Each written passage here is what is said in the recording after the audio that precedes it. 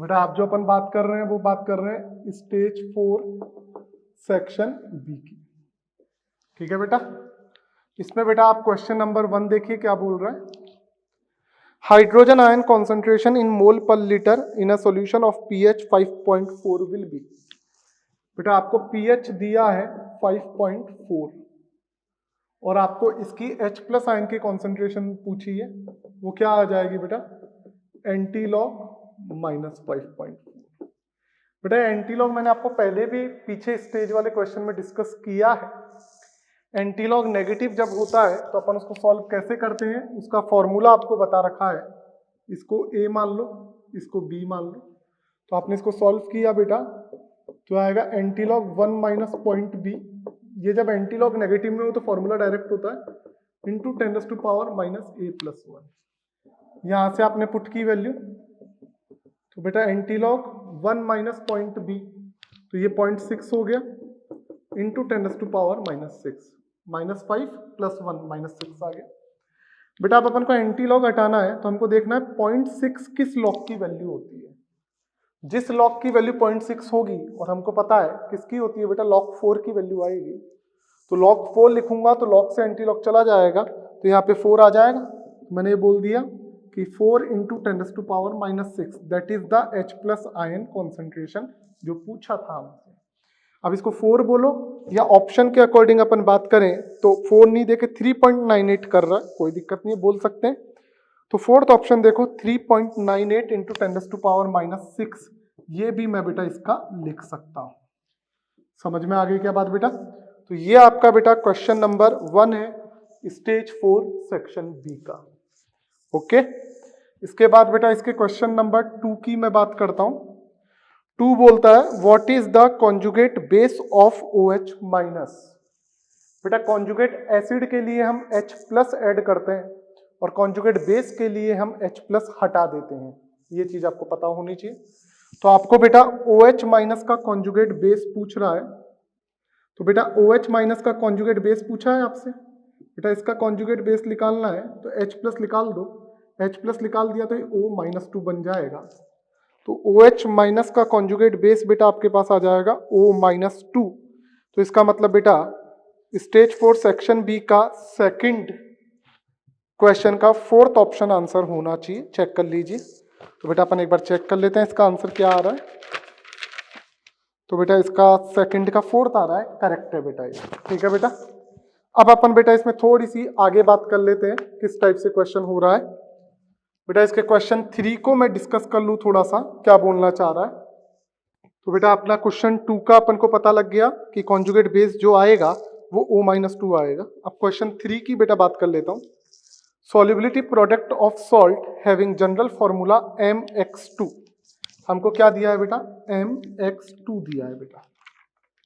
In water is, solubility product की value दे दी है हमारे को इसने, KSP = 4 × 10⁻⁻12 दे दिया। The concentration of M+2 ion in aqueous solution of this salt. ठीक है, M+2 आयन की कॉन्सेंट्रेशन पूछी है, तो बेटा MX2 मतलब Ab2 टाइप का इलेक्ट्रोलाइट हो गया, इसके लिए बेटा KSP क्या हो जाएगा आपका 4s³ हो जाएगा। वो कितना दे रखा है, 4 × 10⁻⁻12 दे रखा है, 4 से 4 गया तो यहाँ पे S कितना आ जाएगा 10⁻⁻4 आ जाएगा, जो M+2 आयन की कॉन्सेंट्रेशन भी होगी। तो इसका सेकंड ऑप्शन बेटा करेक्ट होना चाहिए। तो इसका बेटा सेकंड ऑप्शन करेक्ट होना चाहिए, 1 × 10⁻⁻4 m, that is the concentration of M+2 ion. Done बेटा, चलूं आगे। इसके बाद बेटा अपन क्वेश्चन नंबर 4 की बात करते हैं। क्वेश्चन 4 क्या बोल रहा है, first and second dissociation constant of an acid are 1 × 10⁻⁻5 and 5 × 10⁻⁻10 respectively. The overall dissociation constant of acid will be. बेटा ध्यान रखिएगा H2A कोई एसिड दिया है, उसका Ka1 दिया है मुझे 1 × 10⁻⁻5 और Ka2 दिया है मुझे 5 × 10⁻⁻10 और मुझे ओवरऑल डिसोसिएशन कांस्टेंट पूछा है। तो ओवरऑल डिसोसिएशन कांस्टेंट जो होता है वो बेटा दोनों का मल्टीप्लाई हो जाता है। तो जैसे अपन ने मल्टीप्लाई किया बेटा, तो 1 इंटू 10⁻⁻5, 5 इंटू 10⁻⁻10, तो इसको जब सॉल्व किया तो 5 इंटू 10⁻15, ये आपका बेटा ओवरऑल डिसोसिएशन कांस्टेंट आएगा। इसका मतलब क्वेश्चन 4 का फोर्थ ऑप्शन आपका करेक्ट होना चाहिए। कैसे करेक्ट है वो मैंने आपको बता दिया है। इसके बाद बेटा क्वेश्चन नंबर 5 की बात कर लेता हूं। क्वेश्चन 5 क्या बोल रहा है? The pKa of weak acid is 4.5। Weak acid का pKa दे दिया 4.5। PaOH of aqueous buffered solution of HA in which 50% of acid is ionized, तब अपन को बात कर रहा है POH। बेटा एक तो याद रखें, POH पूछा इसने, pH नहीं पूछा। हमको बेटा बफर में pKa दिया है, इसका मतलब वीक एसिड है। इसका मतलब मैं ये बोल सकता हूं कि हम जो बात कर रहे हैं बेटा, वो हम एसिडिक बफर की बात कर रहे हैं। और एसिडिक बफर के लिए pH का फॉर्मूला होता है pKa plus log salt upon acid. सही बात है क्या बेटा?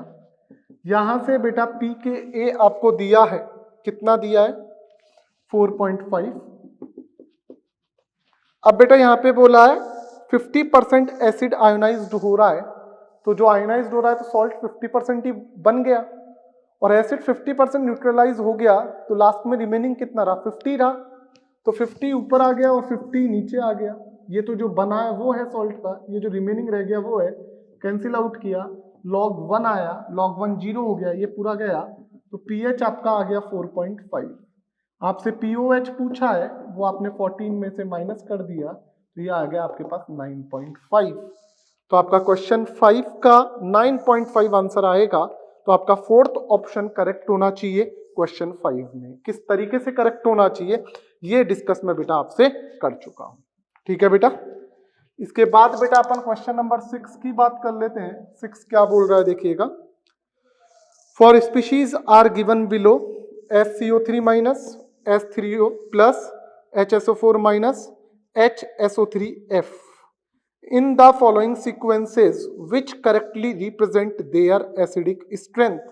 बेटा एसिडिक स्ट्रेंथ बोलिए वही तरीका है, आप या तो ऑर्गेनिक के अकॉर्डिंग जो बात करते हैं कि ए की वैल्यू के अकॉर्डिंग वो देख लीजिए, या बेटा आप क्या कीजिए, इन सब का बेटा कॉन्जुगेट बेस बना के देखो। मतलब सब में से बेटा H+ निकाल के देख लो। अब जिसका कॉन्जुगेट बेस वीक आएगा, ये वो एसिड ज्यादा स्ट्रॉन्ग होगा, अपोजिट चलता है। ठीक है? तो बेटा यहां से अपन ने HCO3 माइनस का देखा कॉन्जुगेट बेस, तो CO3-2 आया। H3O प्लस का देखा तो H2O आया, कॉन्जुगेट बेस की बात कर रहा हूं। HSO4 माइनस का देखा तो SO4-2 आया। HSO3F का देखा तो SO3F आया। और आपको अब ये पूछ रहा है कि इनमें एसिडिक स्ट्रेंथ के ऑर्डर में अरेंज करो। तो बेटा हमने सबके कॉन्जुगेट बेस बना के देखा, जो कॉन्जुगेट बेस जितना वीक होगा उसका ये एसिड ज्यादा स्ट्रॉन्ग रहेगा। तो बेटा कॉन्जुगेट बेस अभी हमने बना के देखे थे, CO3-2 बना, H2O बना, SO4-2 बना, SO3F बना। तो इसमें सबसे वीक है फोर्थ वाला, मतलब एसिड सबसे स्ट्रॉन्ग है, मतलब फोर्थ सबसे आगे आएगा। तो फोर्थ सबसे आगे आएगा तो बेटा फर्स्ट और सेकंड में करेक्ट हो सकता है, थर्ड फोर्थ तो रॉन्ग हो गया, तो फर्स्ट सेकंड में भी चूज कर लेते। तो बेटा H2O और इधर बना CO3-2, तो बेटा H2 आपको पता होना चाहिए एम्फोप्रोटिक है, मतलब ये आपका एसिड और बेस दोनों की तरह बिहेव कर रहा है, तो उससे कम स्ट्रेंथ इसकी आएगी एज कंपेयर टू CO3-2 में। तो बेटा इसका मतलब सेकंड ऑप्शन इसका करेक्ट है। सबसे कम एसिडिक स्ट्रेंथ फर्स्ट की होगी, उसके बाद थर्ड की आएगी, उसके बाद सेकंड और उसके बाद फोर्थ। तरीका मैंने आपको बता दिया कि जो दे रखा है उसका कॉन्जुगेट बेस बना के देखा, जिसका कॉन्जुगेट बेस वीक है वो एसिड हमारा ज्यादा स्ट्रॉन्ग होगा। ये हमने एसिड बेस थ्योरी से देखा है। बेटा इसके बाद क्वेश्चन नंबर 7 की मैं बात कर लेता हूं। क्वेश्चन 7 क्या बोलता है एक बार देखिएगा। pKa of weak acid is this one, pKb of weak base is this one, what would be the pH of aqueous solution of corresponding salt Ba। बेटा हमसे बात की है वीक एसिड वीक बेस के सॉल्ट की, ठीक है, इसकी बात की। इसके लिए बेटा pH का फॉर्मूला जो आएगा वो 7 plus half pKa minus half pKb आएगा। सही बात है क्या बेटा? तो 7 प्लस हाफ pKa, के pKa दिया है 4.8 और pKb दिया है 4.78। तो यहां से बेटा इसको थोड़ा सा सॉल्व कर लो, तो बेटा आया 7 प्लस 2.4 माइनस 2.39, तो बेटा 0.1 ऐड हो जाएगा, तो 7.1 के करीब आना चाहिए, 7.01 के, तो बेटा ये आपके पास आ गया 7.01। डन। तो weak acid weak base salt के लिए पीएच का ये फॉर्मूला होता है, ये बेटा आपको इसमें याद होना चाहिए, ये याद नहीं है तो काम नहीं होगा बेटा। ठीक है, तो क्वेश्चन 7 में आपका सेकंड ऑप्शन करेक्ट है। चलूं बेटा आगे। इसके बाद बेटा अपन क्वेश्चन नंबर 8 की बात कर लेते हैं। क्वेश्चन 8 क्या बोल रहा है एक बार देख लेते हैं। इफ BaNO3 का twice is added to 1 × 10⁻⁻4 m Na2CO3, then at which concentration of Ba plus 2 precipitate will start? बेटा ये पूछ रहा है कि Ba plus 2 की कौन सी कॉन्सेंट्रेशन पे प्रेसिपिटेट स्टार्ट होगा। क्वेश्चन का लॉजिक समझो, अपन को तीन चीजें पता है, KSP और KIP इक्वल आ गए तो सैचुरेशन में, KSP बड़ा है KIP से या QSP QIP से तो बेटा अनसैचुरेटेड है और डिसॉल्व कर सकते हैं। KSP छोटा आ गया KIP से या QSP से तो हम बेटा उस केस में बोलते हैं प्रेसिपिटेशन स्टार्ट, मतलब प्रेसिपिटेशन बन रहा है। लेकिन बेटा जब ऐसे बोल रहा है कब स्टार्ट होगा, तो बेटा सैचुरेशन के तुरंत बाद स्टार्ट हो जाता है, तो ऐसे केस में हम सैचुरेशन की कंडीशन निकाल लेते हैं, मतलब जब KSP और QIP बराबर हो जाए। हम इस टाइम पे बेटा बोल देते हैं कि QIP और KSP इक्वल हो गया तो सैचुरेशन है, और इसके जस्ट बाद एक ड्रॉप भी गिरी तो हम बोल देंगे बेटा क्या होने लग जाएगा, प्रेसिपिटेट स्टार्ट हो जाएगा। स्टार्ट की बात इसने की है। तो बेटा यहां से मैं बोल सकता हूं क्या, एक बार थोड़ा सा देखिएगा। BaCO3 के लिए बात कर रहे हैं, तो BaCO3 बेरियम कार्बोनेट, तो इसके लिए अपन बोल सकते हैं KSP जो आएगा वो Ba+2 की कॉन्सेंट्रेशन, CO3 -2 की कॉन्सेंट्रेशन। KSP दिया है इसका हमारे को कितना, 5.1 × 10⁻⁻9। Ba+2 की कॉन्सेंट्रेशन मुझसे पूछी है। CO3 -2 की कॉन्सेंट्रेशन देखो, Na2CO3 दिया है तो बेटा इक्वल डिस्ट्रीब्यूट होती है, तो Na का तो 2 टाइम्स होगी क्योंकि 2 Na है, CO3 का इतनी रहने वाली है, तो वो आएगी 10⁻⁻4। यहां से आपने Ba+2 को चेक किया तो वो आ गई आपके पास 5.1 × 10⁻⁻5। मतलब इसके बाद में यदि आपने हल्की सी भी इसको ऐड की तो अपन यहां बोलेंगे क्या होने लग जाएगा, प्रेसिपिटेशन स्टार्ट हो जाएगा। इसके तुरंत बाद स्टार्ट की बात की है, तो इसका मतलब बेटा इसका सेकंड ऑप्शन करेक्ट होना चाहिए, 5.1 × 10⁻⁵ m। ये आपके क्वेश्चन 8 में Ba+2 की कॉन्सेंट्रेशन होगी। डन बेटा, चलूं आगे। इसके बाद बेटा अपन क्वेश्चन नंबर 9 की बात करते हैं। क्वेश्चन नंबर 9 क्या बोलता है देखिएगा। In aqueous solution the ionisation constant for carbonic acid, मतलब H2CO3 के लिए बात कर रहा, K1 और K2 ये दिया हुआ है। Select the correct statement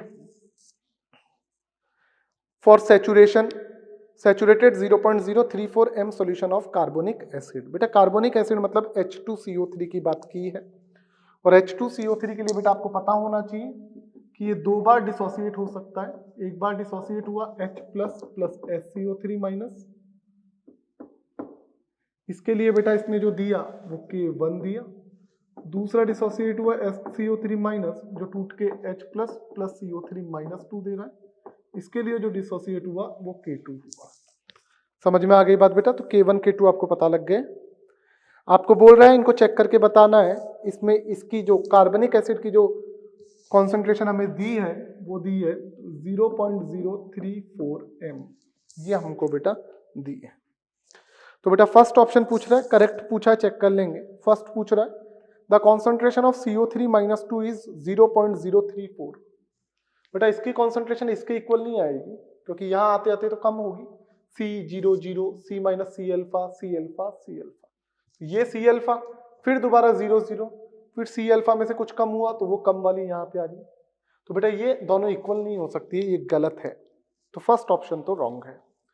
second बोल रहा है the concentration of CO3-2 is greater than SCO3-2। बेटा ये इससे ग्रेटर नहीं हो सकती, बेटा रिएक्टेंट है प्रोडक्ट, तो प्रोडक्ट में तो कुछ डिसोसिएट होता है, C माइनस C अल्फा, तो बेटा बड़ी नहीं हो सकती, ये भी गलत है। थर्ड बोलता है the concentration of H plus and SCO3 minus are approximately same, ये सही है बेटा, ये दोनों ही C अल्फा अराउंड बिल्कुल सेम सी होंगी, तो बेटा ये करेक्ट है। तो क्वेश्चन 9 का आपका थर्ड ऑप्शन बेटा यहाँ पे करेक्ट होना चाहिए। तो 9 का थर्ड आ रहा है, बिल्कुल सही बात है। फोर्थ भी पढ़ लेते हैं, क्या बोल रहा है। फोर्थ बोल रहा है concentration of H plus is double of CO3 minus 2। इसकी और इसकी डबल नहीं बेटा, डबल नहीं, यहाँ तो सेम आती है ना बेटा, समझ में आ गई बात।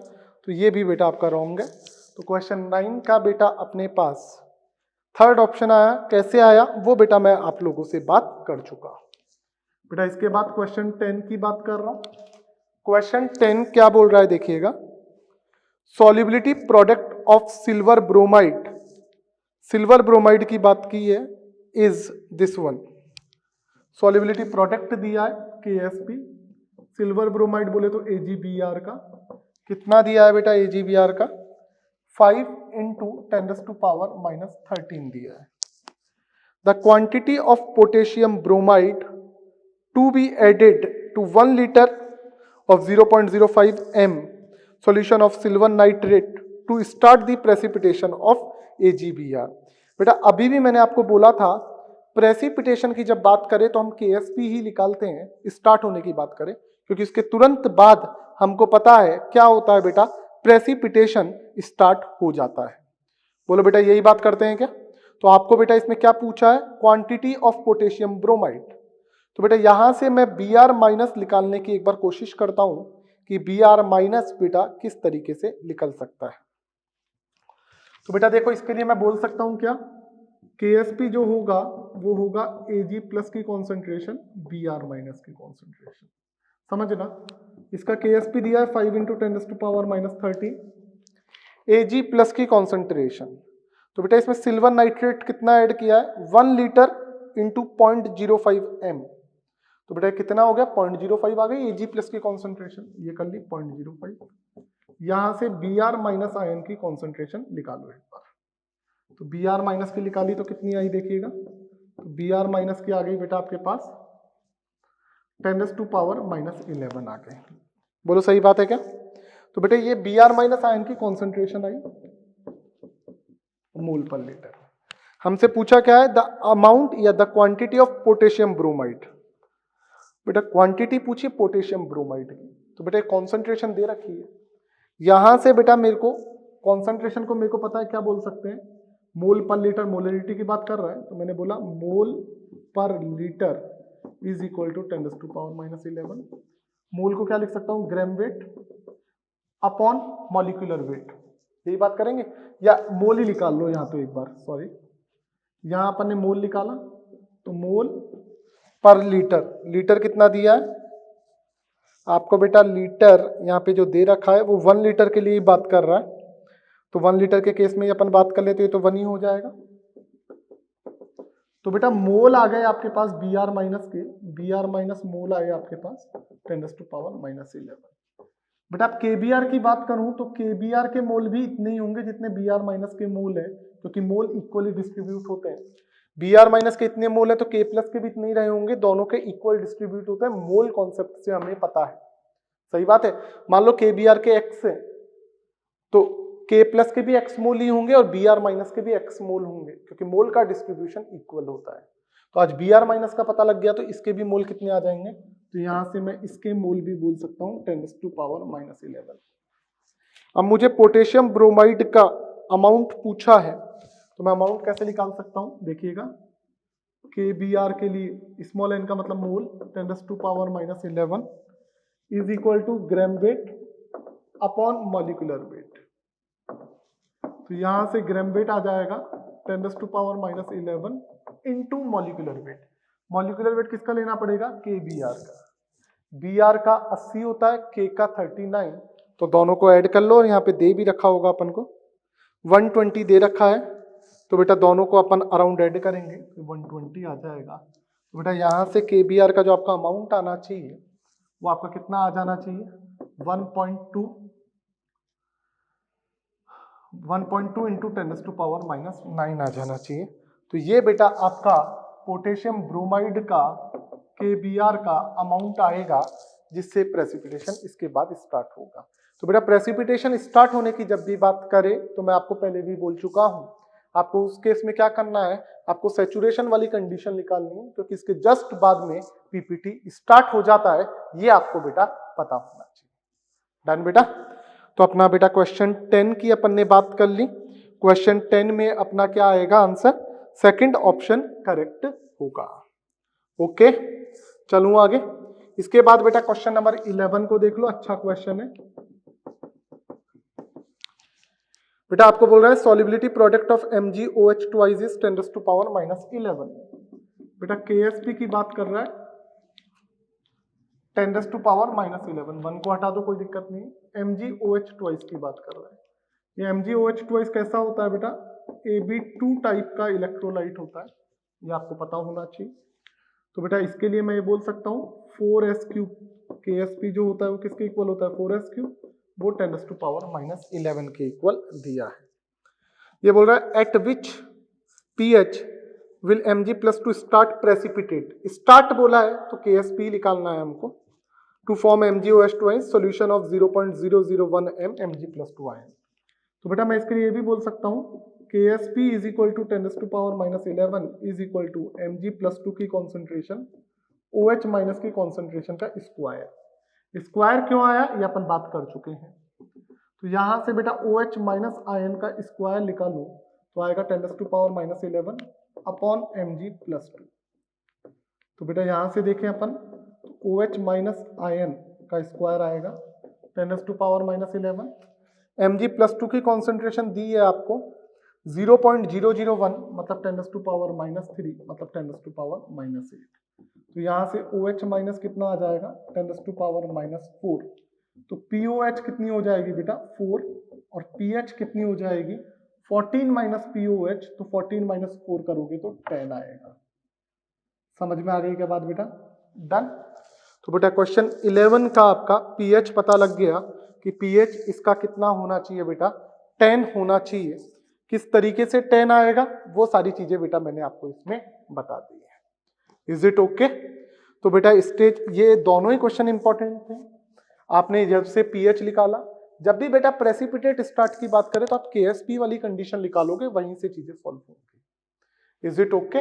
और यहाँ पे बेटा जो AgBr की बात की है उसको कैसे सॉल्व करना है, आपने प्रेसिपिटेशन स्टार्ट की बात की, Br माइनस निकाला, उसके मोल निकाले, क्योंकि सॉल्युबिलिटी की यूनिट क्या होती है मोल पर लीटर। जब मोल आ गए तो जो Br माइनस के मोल है वही KBr के मोल होंगे और वहां से आपने वेट निकाल दिया। तो बेटा इसमें मोल भी काम में लिया है और अपना आयोनिक भी काम में लिया है। तो बेटा इसलिए ये क्वेश्चन अपने जेईई के क्वेश्चन है जिसमें मल्टीपल कॉन्सेप्ट हमसे पूछता है। एक सेकंड बेटा।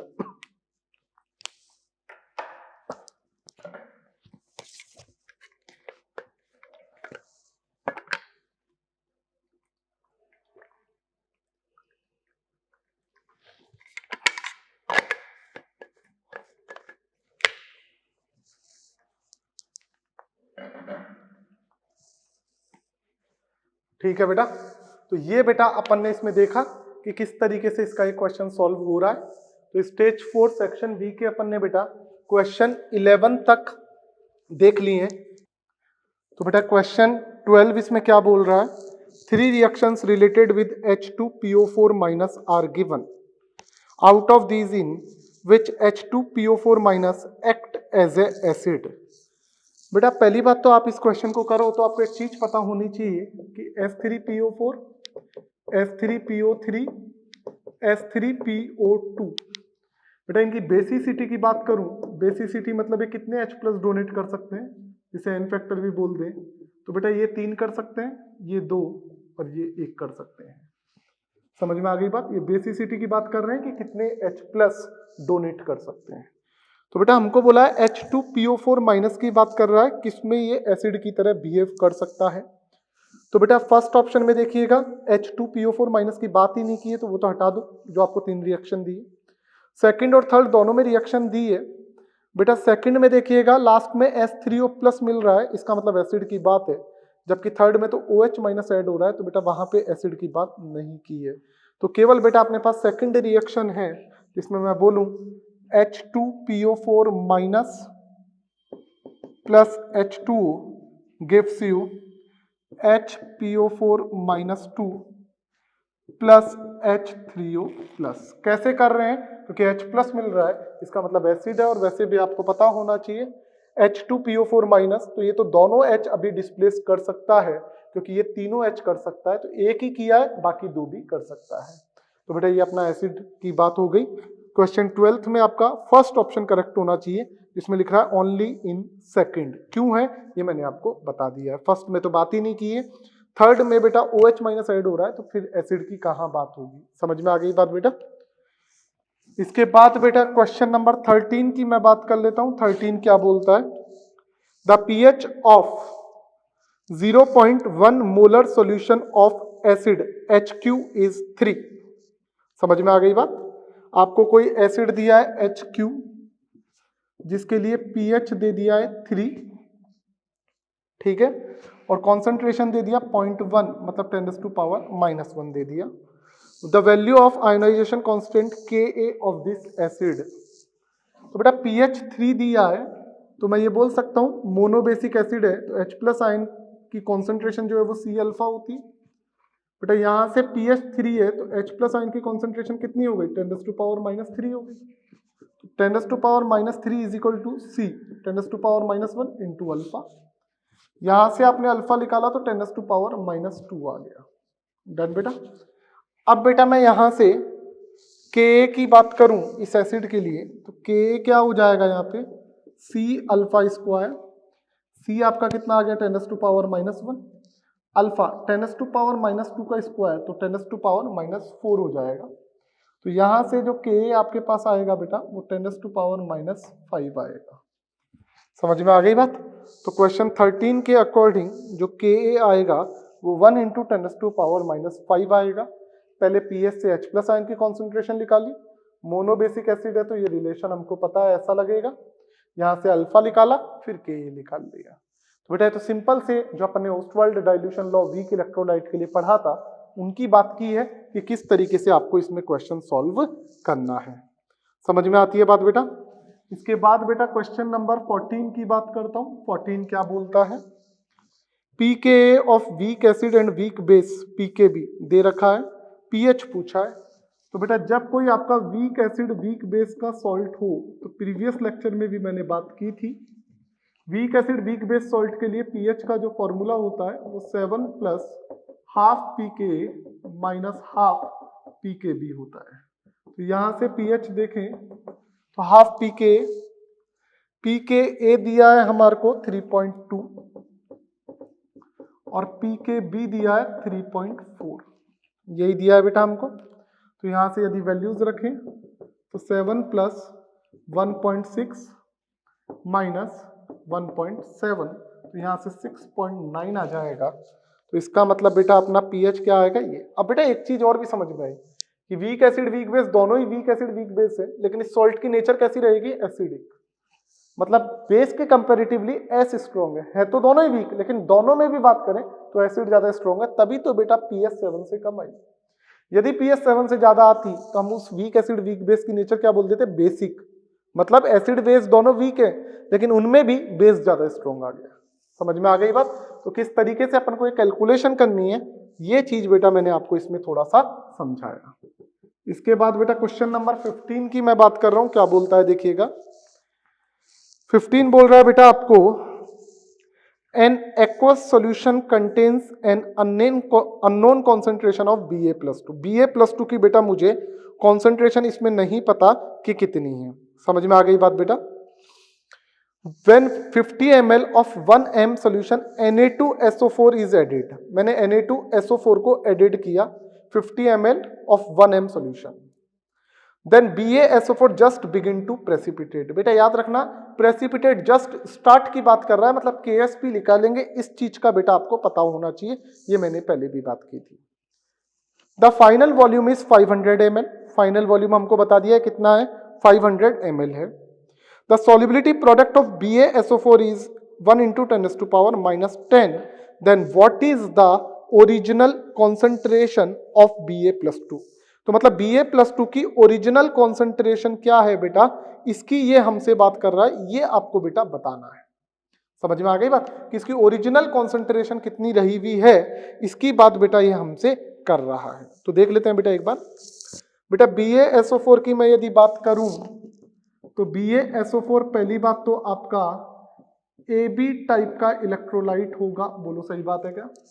तो बेटा इसके लिए KSP मैं बोल सकता हूं Ba+2 की कॉन्सेंट्रेशन, SO4-2 की कॉन्सेंट्रेशन। बेटा BaSO4 का आपका KSP दे दिया 1 × 10⁻⁻10। Ba+2 की कॉन्सेंट्रेशन निकालनी है।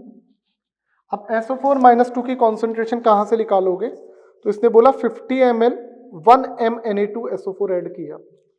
तो बेटा 50 ml 1 m है, तो मोल इंटू मतलब मोलरिटी इंटू वॉल्यूम करोगे तो मोल आ जाएगा। तो 50 ml इंटू 1 m करोगे तो 50 मिलीमोल आ जाएगा। ठीक है। अब Na2SO4 के जो मोल होंगे वही SO4-2 के मोल होंगे, इक्वल डिस्ट्रीब्यूट होता है, अभी बात की थी। तो कितने मोल आ गए? 50 इंटू 1 मिलीमोल। वॉल्यूम फाइनल कितना बोला है? 500। तो ऊपर ml नीचे ml कैंसिल आउट, ये अपने पास SO4-2 की कॉन्सेंट्रेशन आ गई। कॉन्सेंट्रेशन क्या होता है? मोल पर लीटर। मोल कैसे निकाले? मोलरिटी इंटू वॉल्यूम, और फाइनल वॉल्यूम से डिवाइड कर दिया, क्योंकि KSP फाइनल की बात कर रहा है। तो यहां से हमको Ba+2 की कॉन्सेंट्रेशन पता करनी है। तो बेटा ये देखो कितना आएगा, 10 आएगा, 10⁻⁻1। तो बेटा ये 10⁻⁻1 हो गया। तो इसको थोड़ा सा यदि आप सॉल्व करोगे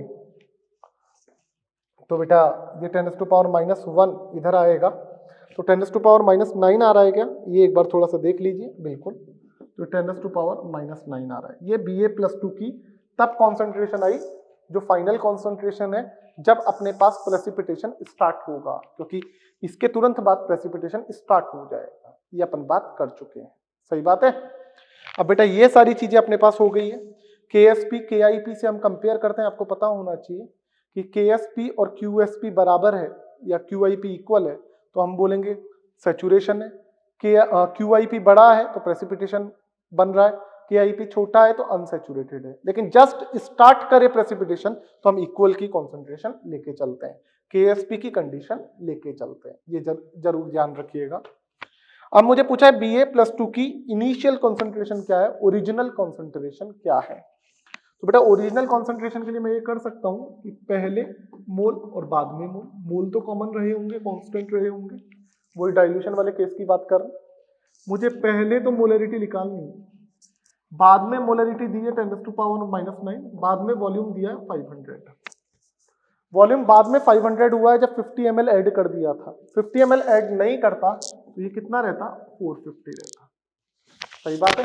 तो यहां से बेटा यदि मैं इसको थोड़ा सा चेक करूं तो बेटा इसको चेक करके देखते हैं। तो M1 आ जाएगा 10⁻⁻9 इंटू 500 अपॉन 450। इससे ये कैंसिल आउट हुआ। थोड़ा सा इसे सॉल्व कर ले, ये 10 टाइम्स गया, ये 9 टाइम्स गया। तो बेटा M1 आपको मिल गया 1/9 इंटू 10⁻⁻8। ठीक है बेटा। तो ये बेटा यदि अपन सॉल्व करें तो 0.11 इंटू 10⁻8 आएगा, जिसको अपन बेटा क्या बोल सकते हैं? 1.1 इंटू 10⁻⁻9 बोल सकते हैं। ये हमारी बेटा Ba+2 की ओरिजिनल कॉन्सेंट्रेशन होगी। तो फर्क देखिएगा, पहले तो अपन ने सिंपल Ba+2 की फाइनल कॉन्सेंट्रेशन निकाली, फिर डाइल्यूशन वाला केस अप्लाई किया, बाद की कंडीशन हमको पता है, इनिशियली मुझे पता करनी है। तो एक बार बेटा देख लीजिए कैसे हो रहा है। चलिए बेटा आगे। तो अपन को इसके लिए पता लग गया है कि इसकी कॉन्सेंट्रेशन क्या है और किस तरीके से बेटा अपन को ये निकालना है। डन बेटा। तो अब एक बार अपन इसको आगे और देख लेते हैं थोड़ा सा। तो ये अपना बेटा क्वेश्चन नंबर 15 था। अब अपन बेटा नेक्स्ट बात कर रहे हैं क्वेश्चन नंबर 16 की। 16 कैसे सॉल्व होगा वो एक बार थोड़ा सा देख लीजिए। बेटा क्वेश्चन 16 आपको बोलता है an aqueous solution contain 0.1 m H2S। 0.1 m बोला है हमको H2S और 0.2 m बोला है बेटा आपको HCl।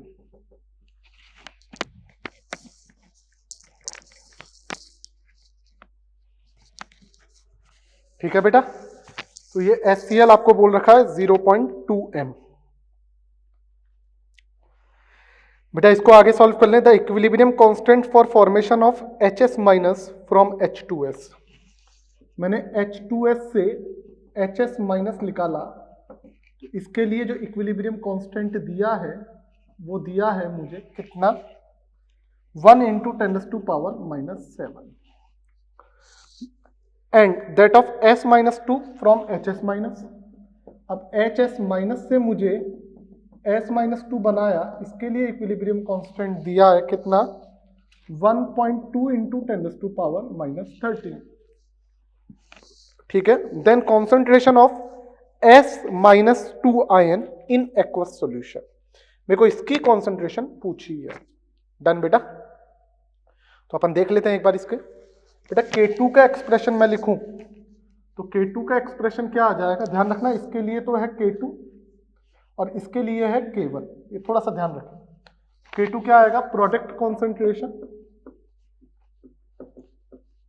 अपॉन रिएक्टेंट कॉन्सेंट्रेशन, यही आएगा बेटा। सही बात है, ओके।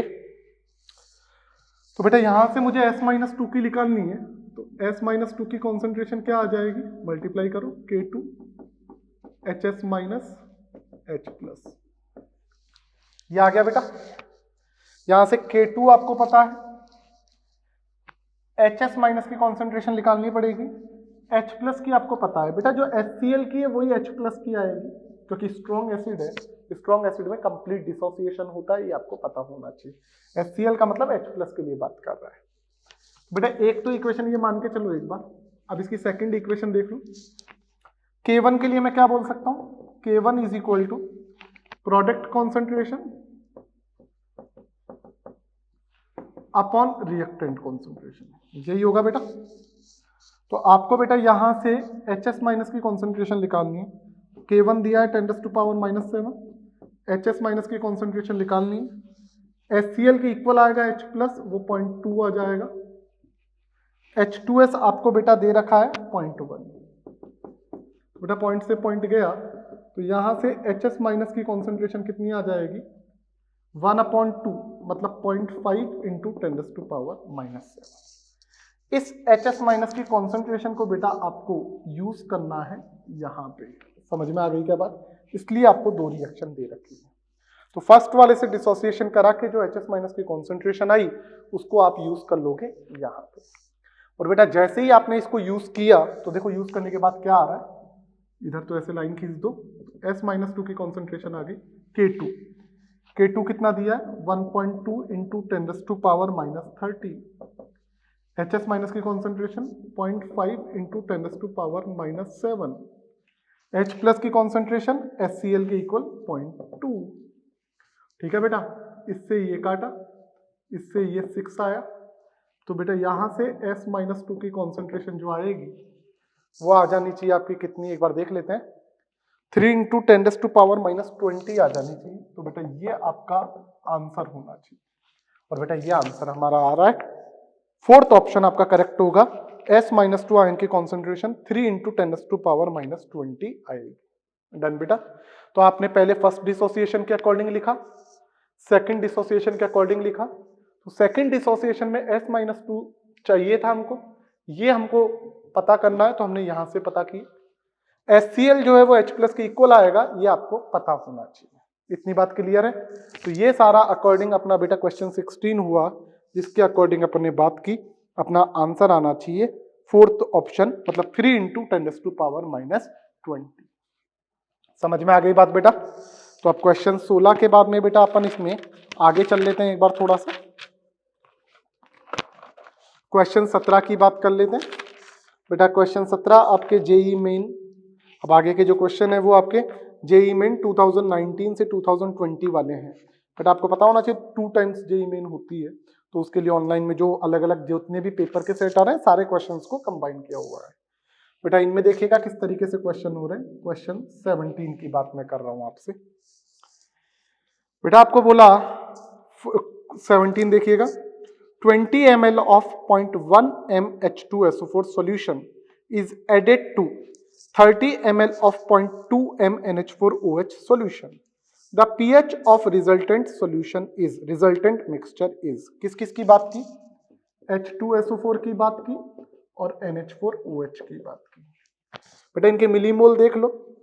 H2SO4 दिया है 20 ml 0.1 m, 20 ml 0.1 m, और आपसे NH4OH की बात करें 30 ml 0.2 m, ये दिया है बेटा। ठीक है, तो बेटा आपको ये पता होना चाहिए यहाँ पे 2H प्लस है। कितने H प्लस है? 2H plus. यहाँ पे एक OH माइनस है। ये बेटा आपको पता होना चाहिए कितने कितने हैं। तो बेटा यहाँ पे कितना आ रहा है 20 इंटू 0.1, 2 मिलीमोल, लेकिन 2H प्लस है तो टोटल कितना आ गया 4 मिलीमोल। ये आपको समझ में आना चाहिए। 2 इंटू 2 4, क्योंकि 2H प्लस है, क्योंकि इक्वल डिस्ट्रीब्यूशन होगा तो 2H प्लस है तो 2 टाइम्स जाएगा, ये ध्यान रखें। यहाँ पे एक ही OH माइनस है तो 30 इंटू 0.6 किया तो कितना आ जाएगा 6 मिलीमोल। अब बेटा देखो यहाँ पे वीक वाला पार्ट ज्यादा है स्ट्रॉन्ग वाले पार्ट से, इसका मतलब बेटा अपन ये बोल सकते हैं कि ये बेसिक बफर बनेगा। सही बात है, वीक वाला पार्ट ज्यादा है स्ट्रॉन्ग वाले पार्ट से और वीक बेस है, तो कैसा कॉम्बिनेशन बनेगा बेटा आपका? ये बेटा आपका बन जाएगा बेसिक बफर। तो पहले तो अपन ने जो इंफॉर्मेशन दी इससे मैंने ये पता किया। अब बेसिक बफर के लिए बेटा मैंने फॉर्मूला लगाया POH का, वो फॉर्मूला लगा PKB plus log salt upon acid, sorry salt upon base. ठीक है बेटा, बेटा यहां पे मेरे को PKB दिया है डायरेक्ट 4.7। ठीक है, यहां पे लिख लो ये बेटा। मैंने यहां पे क्या बोला? POH is equal to 4.7 plus log. बेटा ये दोनों जब कंबाइन होंगे तो स्ट्रॉन्ग वाला वीक वाले के 4 मिलीमोल को न्यूट्रल कर देगा। तो 4 मिलीमोल से 4 मिलीमोल न्यूट्रल होंगे तो सॉल्ट बनेगा 4। सही बात है क्या? जब न्यूट्रल हो जाएंगे तो बेटा रिएक्शन के बाद में ये तो 0 हो जाएगा क्योंकि कंप्लीट न्यूट्रल हो गया। 6 में से 4 न्यूट्रल हो गया तो रिमेनिंग बेस कितना बचेगा? 2। रिमेनिंग कितना बच जाएगा? 2। तो यहां से बेटा आपने सॉल्व किया तो 2 2 जा 4 आया तो log 2। तो बेटा अपन ने सॉल्व किया POH is equal to 4.7 plus log 2 का मतलब 0.3। तो बेटा ये आपके पास आ गया 5। POH 5 आया है तो pH आप बोल सकते हो 14 माइनस POH, 14 माइनस 5 9। तो आपका बेटा इसका इस बेसिक बफर के लिए pH जो आएगी वो 9 आएगी। कैसे आई वो मैंने आपको बेटा पूरा सॉल्व करके बताया। बहुत अच्छा क्वेश्चन है, इसमें ध्यान रखिएगा। स्ट्रॉन्ग एसिड है तो बेटा 2H प्लस होंगे, 2 होंगे। टोटल के लिए यदि 2 मिलीमोल है तो इक्वल डिस्ट्रीब्यूशन होगा तो SO4 माइनस 2 के तो 2 मिलीमोल होंगे, बट H प्लस के 4 मिलीमोल हो जाएंगे क्योंकि 2H प्लस है। इस चीज का ध्यान रखें। तो बेटा कितना न्यूट्रल हुआ? 4 मिलीमोल न्यूट्रल हो गया। रिमेनिंग वीक का कितना रह गया? 2। रिमेनिंग लेते हैं। बफर में याद रखना वीक पार्ट का रिमेनिंग लिया जाता है, जबकि सॉल्ट का जो न्यूट्रल हुआ है उसकी बात कर रहे हैं। तो बेटा क्वेश्चन 17 आपका अच्छा क्वेश्चन था। किस तरीके से सॉल्व किया ये बेटा मैंने आपको समझाया। अब क्वेश्चन 18 की बात करते हैं। बेटा क्वेश्चन 18 बहुत बड़ा सा क्वेश्चन लग रहा है, तो एक बार देखिए सॉल्व करके देखते हैं। काफी लंबा चौड़ा लग रहा है, ध्यान से समझिएगा भैया। आगे के क्वेश्चन जो है थोड़ा टाइम ज्यादा लगेगा, थोड़े बड़े बड़े क्वेश्चन है भाई, थोड़ा सा ध्यान से देखिएगा क्या बोल रहा है। क्वेश्चन 18 बोलता है आपको अ mixture of 100 millimole of CaOH का twice and 2 gram sodium sulphate. तो बेटा सोडियम सल्फेट हो गया आपके पास Na2SO4 और ये हो गया CaOH का ट्वाइस। ये चेंज होगा, इनके बीच में रिएक्शन हुई है तो क्या बन जाएगा बेटा आपके पास CaSO4 प्लस 2 NaOH। यही बचेगा क्या बेटा? डन, बैलेंस रिएक्शन हो गई। बेटा इनके लिए यदि अपन स्टोइकियोमेट्री के मोल देखें तो बेटा ये 1 मोल, ये 1 मोल, ये 1 मोल, ये 2 मोल। बैलेंस रिएक्शन की बात करूं बेटा, कैलकुलेटेड मोल की मैं बात करूं तो सोडियम सल्फेट के लिए हमको बात की है 2 ग्राम सोडियम सल्फेट। तो बेटा 2 ग्राम है तो इसका मॉलिक्यूलर वेट आ जाएगा 2, मॉलिक्यूलर वेट 143। तो बेटा इसके मोल आ गए आपके पास 2/143 को किया तो 0.013 मोल आएंगे बेटा, 0.013 मोल। या अपन बेटा बोल दें इसको क्या, 0.013 को मैं बोल सकता हूं बेटा सीधे 13.9 मिली मोल। बेटा मिली में मैं इसलिए लेके चल रहा हूं क्योंकि CaOH के ट्वाइस के मिली मोल की बात की है। कितने बोला है इसमें मिलीमोल? 100 मिलीमोल बेटा हमको यहाँ पे बताए हैं। कितने बताए हैं आपके? 100 मिलीमोल बताए हैं किसके? CaOH ट्वाइस के। और इसके हमारे को दे दिए 100 मिलीमोल। तो बेटा थोड़ा ध्यान से समझें, मैंने पहले इनकी रिएक्शन लिखी, बैलेंस रिएक्शन क्या है। बैलेंस रिएक्शन के बाद में मैंने इनके कैलकुलेटेड मोल देखे, तो इसके 13.9 आए मिलीमोल और इसके 100 मिलीमोल आए। तो बेटा अब ये बोल रहा है, क्वेश्चन बोल रहा हूं देखिएगा, a mixture of 100 millimole of CaOH twice and 2 gram sodium sulphate was dissolve in water and the volume was made up to 100 ml। दोनों को मिक्स करके जो वॉल्यूम बना है टोटल वो 100 ml बना है। The mass of calcium sulphate formed, इसका मास कितना फॉर्म होगा, and the concentration of OH minus, इसका तो मास पूछ लिया, इधर OH माइनस आयन की कॉन्सेंट्रेशन पूछ ली इन रिजल्टिंग सॉल्यूशन रिस्पेक्टिवली। एंड हमको मोलर मास दिया है CaOH का ट्वाइस, Na2SO4 जो हमने ले लिया और CaSO4 का। तो बेटा यहां से मैं यदि एक चीज बात करूं तो CaSO4 के लिए मैं बात करूं तो बेटा पहली बात तो यहाँ पे लिमिटिंग रिएजेंट कौन है दोनों में, यदि ये चेक करें भाई इनके 1 मोल है, तो बेटा वही बात करोगे आप कैलकुलेटेड अपॉन स्टोइकियोमेट्री, यहाँ से 13.9/1 मिली में चलने दो, यहाँ से 100/1, तो बेटा ये कम है ये ज्यादा है, तो ये LR हो गया, ये ER हो गया। और प्रोडक्ट LR के अकॉर्डिंग बनता है, ये हमने मोल कॉन्सेप्ट में पढ़ा है। तो जो CaSO4 है अपन इसका मतलब इन दोनों के रिलेशन की बात करेंगे। क्यों करेंगे? क्योंकि ये मोल पे क्वेश्चन चला गया और मोल में LR के अकॉर्डिंग प्रोडक्ट बनता है। तो इसके मोल 1 से 1 बन रहे हैं, तो इधर भी 13.9 मिलीमोल से 13.9 मिलीमोल बनेंगे। तो मैंने बोला NCaSO4, N का मतलब मोल कितने हैं 13.9 मिलीमोल, मतलब 10⁻³ मिली को हटाया तो 10⁻³ आ गए, ये मोल आ गए। मोल क्या होता है? ग्राम वेट अपॉन मॉलिक्यूलर वेट, और CaSO4 का आपको मॉलिक्यूलर वेट बेटा जी दिया है 136। कितना दिया है? 136 बेटा दे दिया। बेटा इनको साथ में आपस में मल्टीप्लाई करो तो CaSO4 का जो ग्राम वेट आएगा, ग्राम वेट आएगा किसका? CaSO4 का, इसकी बात कर रहे हैं, वो आ जाएगा, इन दोनों को मल्टीप्लाई करोगे तो मल्टीप्लाई जैसे ही करोगे बेटा तो ये 1.9 ग्राम आएगा। कैलकुलेशन करके देख लेना, ठीक है बेटा। कितना आ जाएगा ये? 1.9 ग्राम के रेस्पेक्ट में आपके पास आएगा। ओके, तो एक तो ये पूछा था। अब साथ में OH माइनस आयन की कॉन्सेंट्रेशन, तो बेटा वही मोल के अकॉर्डिंग आप ये देखें तो इसके 1 मोल बनेंगे 1 से 1, इसके अकॉर्डिंग रिलेशन देखें तो 1 से 2 बन रहे हैं, तो इतने से डबल मोल बनेंगे। बोलो सही बात है क्या? सही बात है। तो अब बेटा देखो मैंने थोड़ा सा आगे क्या किया, इसको थोड़ा एक बार रफ कर लेते हैं, फिर अपन आगे की बात करते हैं। बेटा क्वेश्चन टफ नहीं है, पूरा मोल से रिलेटेड क्वेश्चन दे दिया एक्चुअली में, आयनिक का तो इसमें कुछ बोला ही नहीं है, आप देख रहे हो। तो बेटा इसलिए मोल कॉन्सेप्ट आपको जब पढ़ाया जाता है तब भी मैंने आपको बोला था, या जिन्होंने भी पढ़ाया था, मोल आपका बैकबोन है। यदि मोल वाला पार्ट आपने ढंग से पढ़ रखा है चैप्टर, तो आप इजीली चीजें सॉल्व कर सकते हो। फिजिकल में मोल के बिना बेटा कुछ भी नहीं होगा, इस चीज आपको पता होनी चाहिए। तो बेटा इसमें अपन थोड़ा सा यदि आगे देख लें तो CaSO4 का एक तो बेटा अपन को आंसर मिल गया 1.9 ग्राम, ये आंसर मिल गया एक तो अपन को, ठीक है। अब देखो अपन को पता लग गया OH माइनस आयन की कॉन्सेंट्रेशन, 1 मोल से 2 मोल बन रहा है NaOH का। अब मैं OH माइनस के लिए बात कर रहा हूं, तो 13.9 मिलीमोल से इसका 2 टाइम्स बनेगा। तो मैंने क्या बोला? NaOH, मतलब NaOH के जो मोल होंगे वो 2 × 13.9 मिलीमोल होंगे। मिली को सिंपल कर रहे हैं तो 10⁻³ मोल होंगे। समझ में आ गई क्या बात? 13.9 मिलीमोल थे तो 10⁻³ 1 से 2 बने तो इतने से डबल हो जाएंगे, इसलिए 2 टाइम्स कर दिया। आ गया। ये किसके मोल आए? OH। अब NaOH के जो मोल आएंगे आपको पता होना चाहिए, ये इक्वली डिस्ट्रीब्यूट होगा Na+ में भी और OH माइनस में भी। बोलो सही बात है क्या बेटा? तो जितने मोल इसके हैं उतने ही मोल इसके रहने वाले हैं, करेक्ट बात है। तो OH माइनस के हमको मोल पता लग गए, इतने ही रहेंगे, इक्वल मोल रहेंगे। तो इसके लिए मैंने मोल बोल दिया NaOH माइनस मोल, 2 × 13.9 × 10⁻³ मोल आ गए। और मोल से कॉन्सेंट्रेशन निकालनी है, तो कॉन्सेंट्रेशन क्या होती है? मोल अपॉन वॉल्यूम, वॉल्यूम लेना है लीटर में। तो यहां से OH माइनस आयन की कॉन्सेंट्रेशन देखो 2 × 13.9 × 10⁻³ वॉल्यूम की बात करूं बेटा, वॉल्यूम आपको फाइनल बता दिया है 100 ml। ml को लीटर में करोगे बेटा तो 100, क्योंकि मिली को चेंज कर लिए, अपॉन 1000।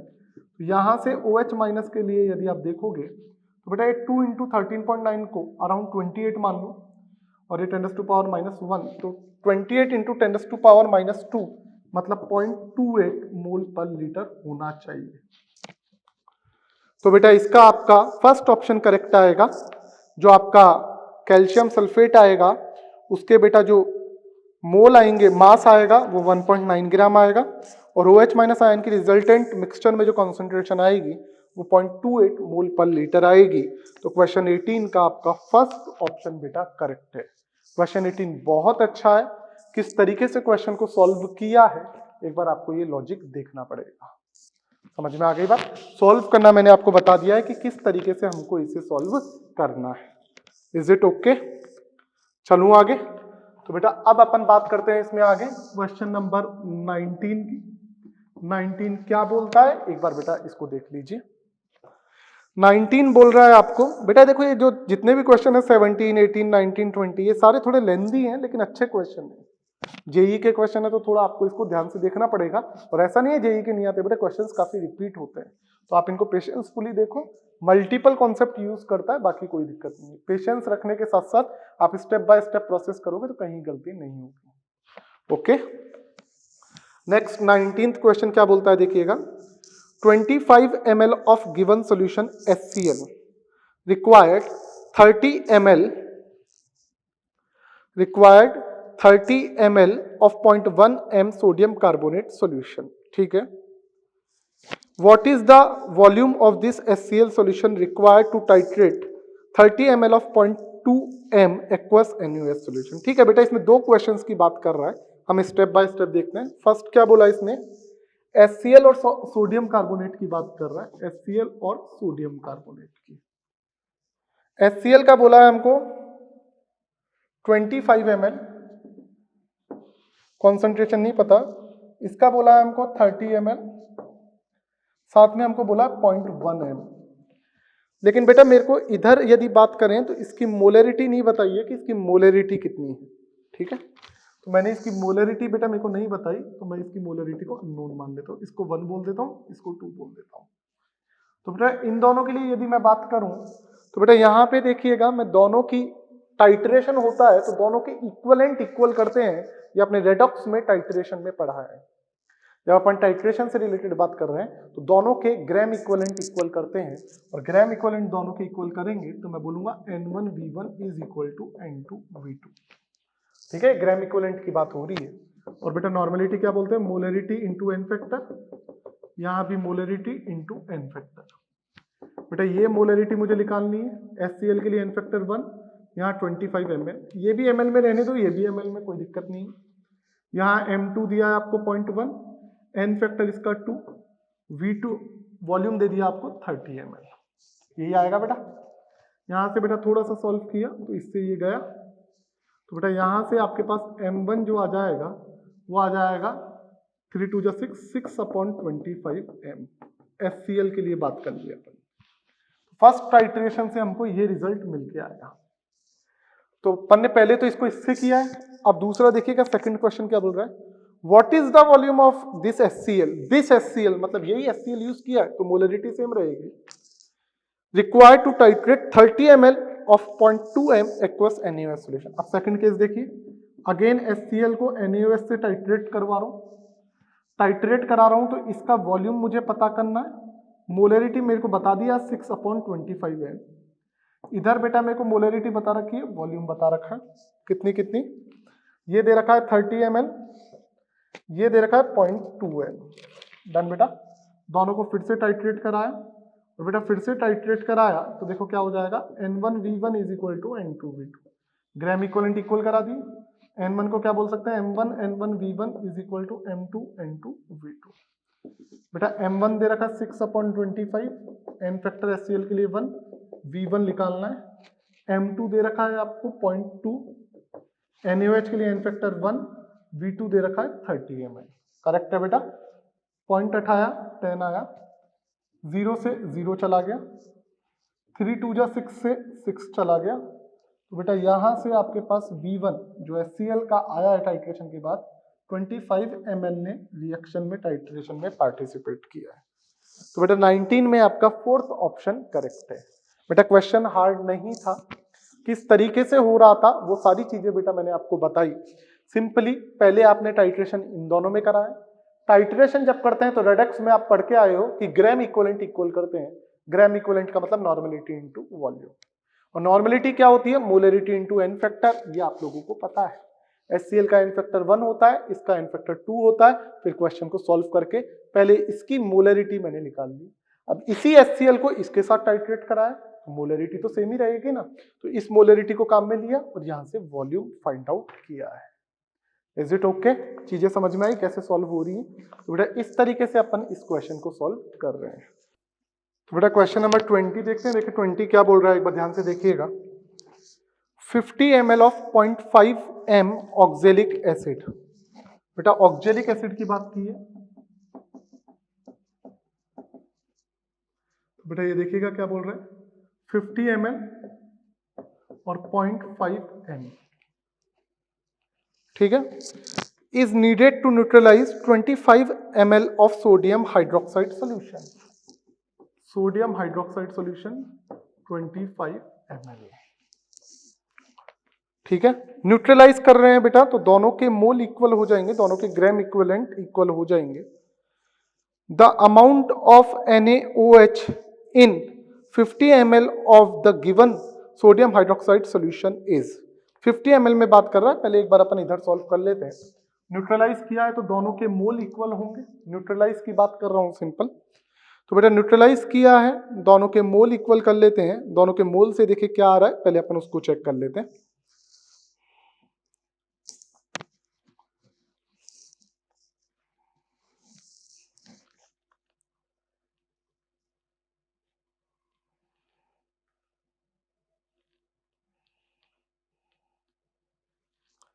तो बेटा यहां से अपन ने बोला N1V1 is equal to N2V2।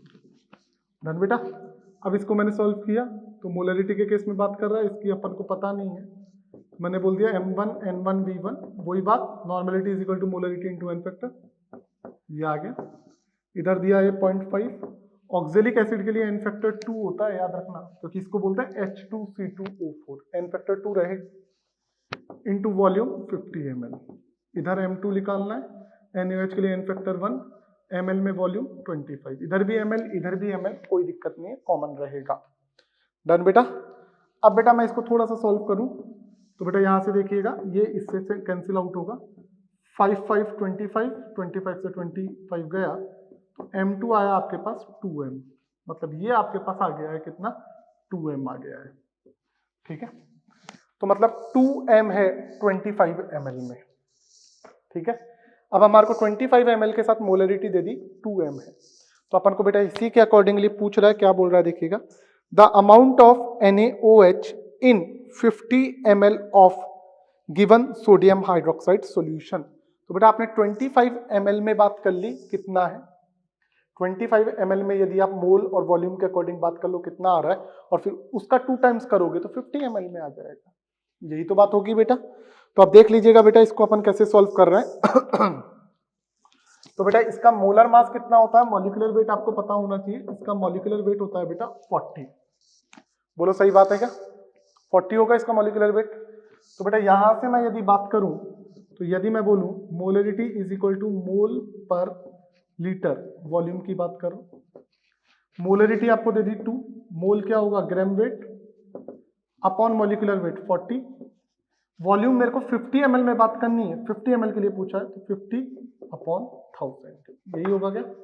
थोड़ा सा कैलकुलेशन देख लेते हैं, तो ग्राम वेट कितना आ जाता है NaOH के लिए, देख लो बेटा, इसको मल्टीप्लाई कर लिया यहाँ पे, क्या ये भी बोल सकता हूँ मैं, gram weight into 1000 upon 40 into 50, ठीक है, ये 2 है ही, तो 2 जीरो से 2 जीरो कैंसिल, 5 4 जा 20, या 5 से ये कट किया 2, 2 से ये कट किया 2, तो बेटा यहाँ से अपन ने चेक किया तो बेटा ये आपका आ जाना चाहिए 4 ग्राम। तो यहाँ से आपका बेटा ग्राम वेट जो आएगा वो 4 ग्राम आएगा, कितना आएगा 4 ग्राम।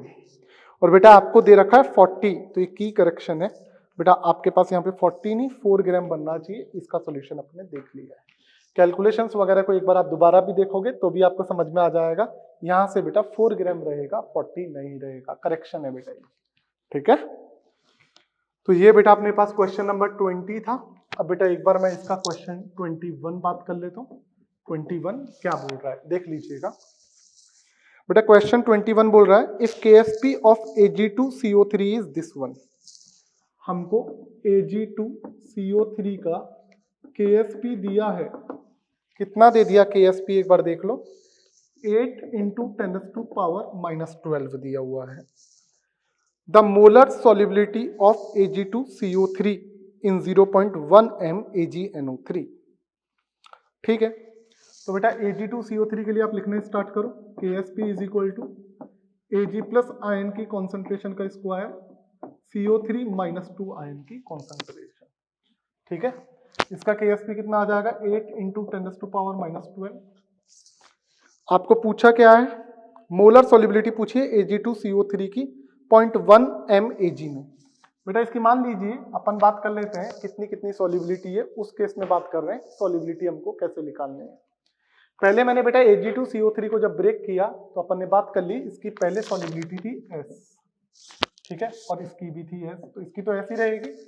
आज मैंने Ag प्लस में बेटा 0.1 m AgNO3 ऐड किया है, तो इसमें 10⁻⁻1 मैंने ऐड किया है।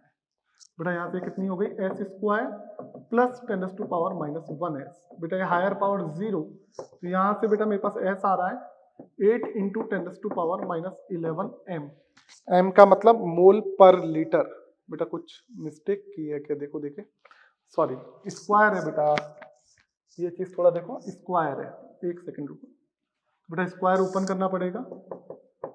तो बेटा ये किया S square plus 10⁻⁻2 plus 2 × 10⁻⁻1 × S, और टोटल को S से मल्टीप्लाई किया। तो बेटा यहाँ से देखा अपन ने कितना आ रहा है, तो बेटा ये हुआ S3, ये हुआ 10⁻⁻2s, ये हुआ 2 × 10⁻⁻1 × S स्क्वायर। बेटा हायर पावर 0, तो ये गया, ठीक है, तो यहाँ से बेटा ये बच गया। बेटा हायर पावर्स को 0 क्यों कर रहे हैं, क्योंकि S कम होता है, लेस होता है 1 से, तो हायर डिग्रीज और भी लेस हो जाएंगी। तो यहाँ से S आ जाएगा आपके पास 8 × 10⁻⁻10 m। सॉल्युबिलिटी की यूनिट क्या होती है m, मतलब मोल पर लीटर। समझ में आ रही है बात बेटा। तो क्वेश्चन 21 का बेटा आपका सेकंड ऑप्शन करेक्ट होना चाहिए, 8 × 10⁻⁻10 m आना चाहिए, जो अपनी मोलरिटी आएगी किसकी, जब अपन ने Ag2CO3 में 0.1 m AgNO3 ऐड कर दिया।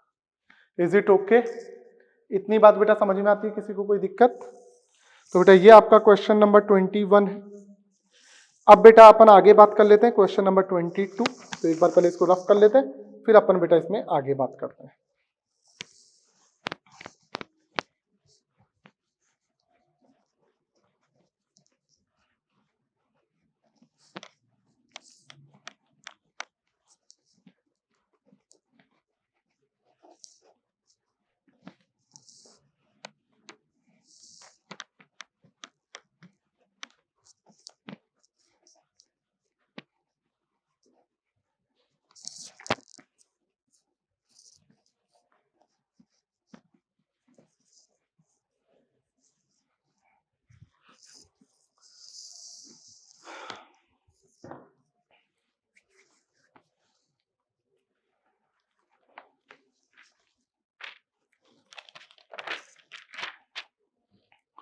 बेटा अब मैं इसमें क्वेश्चन नंबर 22 की बात कर लेता हूँ। 22 क्या बोल रहा है देखते चलिएगा। If solubility product of Zr3PO4 का 4, Zr3PO4 का 4 इज डिनोटेड बाय KSP। तो सॉल्युबिलिटी और KSP में अपन रिलेशन देख रहे हैं। तो बेटा इनके लिए मैंने आपको KSP निकालने का डायरेक्ट फॉर्मूला बताया था कि जो जैसे अभी क्या हो गया A3B4 टाइप हो गया, तो बेटा इसमें अपन डायरेक्ट क्या बोल सकते हैं, जो ये 3 है 3 की पावर 3, 4 की पावर 4, S जो कैटायन और एनायन के नंबर से ऐड कर दो। बेटा कितना आ जाएगा देख लो, ये 27 और बेटा 16 इंटू 16 करोगे 256 इंटू एस की पावर 7। तो बेटा यहाँ से के एस पी जो आएगा 27 इंटू 256 करोगे तो 6912 S7। अब बेटा यहाँ से S निकालना है तो के एस पी अपॉन 6912 की पावर 7 है तो 1/7। तो बेटा इसका आपका सेकंड ऑप्शन करेक्ट होना चाहिए। बेटा ये मैंने जनरल फॉर्मूला बताया कि मान लीजिए ये ए एक्स बी वाई है, एक्स की पावर एक्स, वाई की पावर वाई, एस की पावर एक्स प्लस वाई। तो वैल्यूज रख दो, सॉल्व करो, तो जो वैल्यूज रखने के बाद सॉल्व होके आएगा वो आपका इसमें एक्यूरेट आंसर आएगा। तो ये बेटा अपन ने स्टेज 4 सेक्शन बी में क्वेश्चन बेटा 22 तक अपन ने कर लिए हैं। अब बेटा अपन को 23 से टोटल 34 दिए हैं, तो आगे के क्वेश्चन चेक करना। क्वेश्चन थोड़े बड़े बड़े हैं, जैसे 17, 18, 19, 20 हमने करके देखा। तो बेटा इनकी कैलकुलेशन से रिलेटेड आपको चीजें ध्यान रखनी पड़ेगी कि किस तरीके से चीजें हो रही है। बेटा यदि यहाँ पे इन चीजों की आप गलती करते हो तो फिर बेटा दिक्कत होगी। समझ में आ गई बात बेटा? बाकी चीजें इजी हैं, किस तरीके से सॉल्व हो रहा है मैंने आपको बता दिया है। तो आज के लिए इतना काफी है इस लेक्चर में। कल अपन बेटा क्वेश्चन नंबर 23 से देखेंगे किस तरीके से सॉल्व हो रहा है। तो 22 तक एक बार आप बेटा इनके सारे क्वेश्चंस को दोबारा करके देखें। बेटा क्वेश्चंस करके जरूर देखें, यदि क्वेश्चन करके नहीं देखोगे तो दिक्कत है बेटा, क्वेश्चन करना जरूरी है। ठीक है, तो आज के लिए इतना काफी है, बाकी की बातचीत बेटा अपन नेक्स्ट लेक्चर में देखेंगे। ओके, मस्त रहें, कैलकुलेशन अच्छे से करें। Thank you.